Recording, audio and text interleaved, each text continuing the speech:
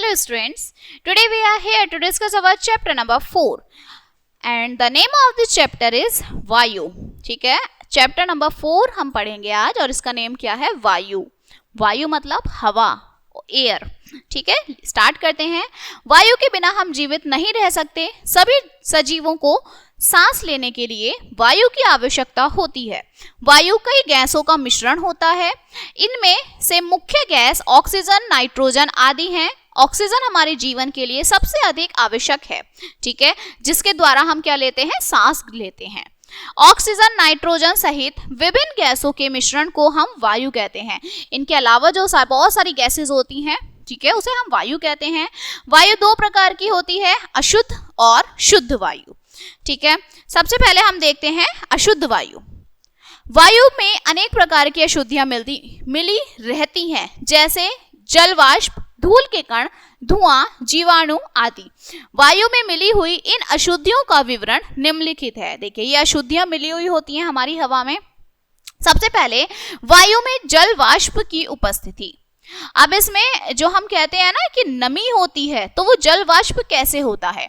वायु में जलवाष्प मिली होती है. उदाहरण, जब हम वस्त्र धोकर सुखाते हैं तो गीले वस्त्रों का जल उड़कर वायु में चला जाता है और सूर्य की ऊष्मा से यह जल वाष्प में बदल जाता है.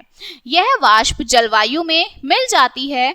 यह हमें दिखाई नहीं देती, अतः जल के वाष्प में बदलने की इस प्रक्रिया को जल का वाष्पीकरण कहते हैं. जब हम गीले कपड़े सुखाते हैं तो वो सूखते क्यों हैं? क्योंकि जब उस पर धूप पड़ती है, सूर्य का प्रकाश पड़ता है, तो वो जो पानी होता है वो भाप बन के उड़ जाता है. ठीक है, और इसी वजह से जो वहां का एटमॉस्फेयर होता है वहां नमी होती है. ओके, क्योंकि वो ठंडा होता है. नेक्स्ट इज सेकंड है वायु में धूल के कणों की उपस्थिति. अब जो हवा होती है उसमें धूल के कण भी होते हैं. ठीक है, तो घरों में प्राय दीवारों, कैलेंडरों, पलंग की चादर आदि पर धूल जम जाती है. इसलिए समय समय पर घर की किसी कपड़े से सफाई करनी पड़ती है. इसका कारण यह है कि वायु में धूल के कण उपस्थित रहते हैं. तेज हवा चलने पर जमीन से धूल के कण उड़कर वायु में मिल जाते हैं तथा एक स्थान से दूसरे स्थान पर चले जाते हैं. आप देखते हैं सफाई होती है दिवाली पर घर की, या कोई त्योहार है तो सफाई क्यों? क्योंकि जो हमारे आसपास कण हैं वो क्या होते हैं? वो चिपक जाते हैं. वो एक स्थान से दूसरे स्थान पर हवायु की जो है वायु की मदद से वो चले जाते हैं. फिर है वायु में धुएं की उपस्थिति.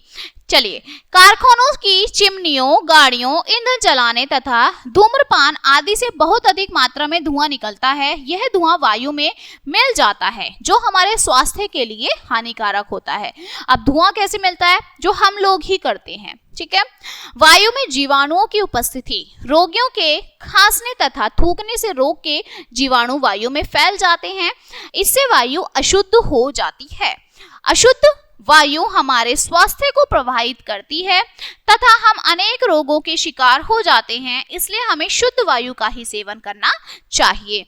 देखिए, जीवाणु क्या होते हैं? कोई पर्सन बीमार है और वो छींक दे आपके पास, तो आपको भी वायरल है. अभी वायरल क्यों होते हैं? क्योंकि हमारी हवा में जीवाणु होते हैं.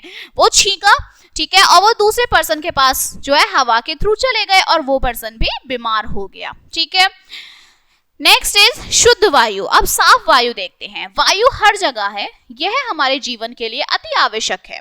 ताजी और शुद्ध वायु में सांस लेने से हम स्वस्थ रहते हैं. इससे हमारे कार्य करने की क्षमता बढ़ती है. ठीक है ना. शुद्ध वायु में किसी भी प्रकार की अशुद्धि नहीं मिली होती है. ठीक है, शुद्ध वायु में कोई अशुद्धि नहीं होती, वो बिल्कुल शुद्ध होता है. शुद्ध तथा ताजी वायु प्राप्त करने के लिए हमें निम्नलिखित उपाय करने चाहिए. सबसे पहले घर की बनावट. हमारे घरों में उचित स्थान पर आवश्यकता अनुसार दरवाजे और खिड़कियां लगी होनी चाहिए.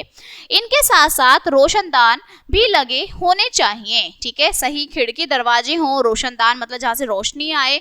ओके, ताजी वायु खिड़की और दरवाजों से आती है तथा अशुद्ध वायु रोशनदान से बाहर निकल जाती है. क्लियर।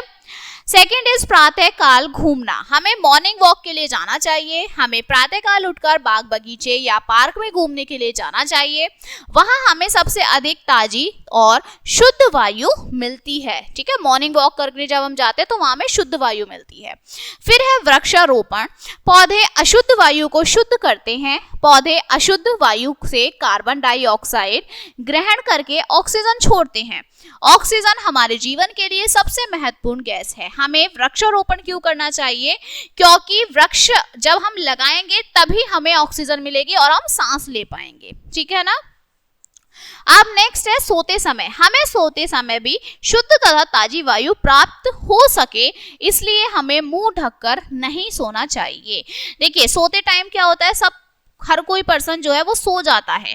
ठीक है, तो हमारे कोई प्रदूषण नहीं होता, कोई सिगरेट नहीं पीता, कोई धुआं नहीं होता है, तो इससे क्या होती है हमें शुद्ध वायु, इसलिए हमें मुंह ढककर नहीं सोना चाहिए ताकि जो भी 1% हमें वायु शुद्ध मिल रही है वो मिलती रहे। ठीक है ना।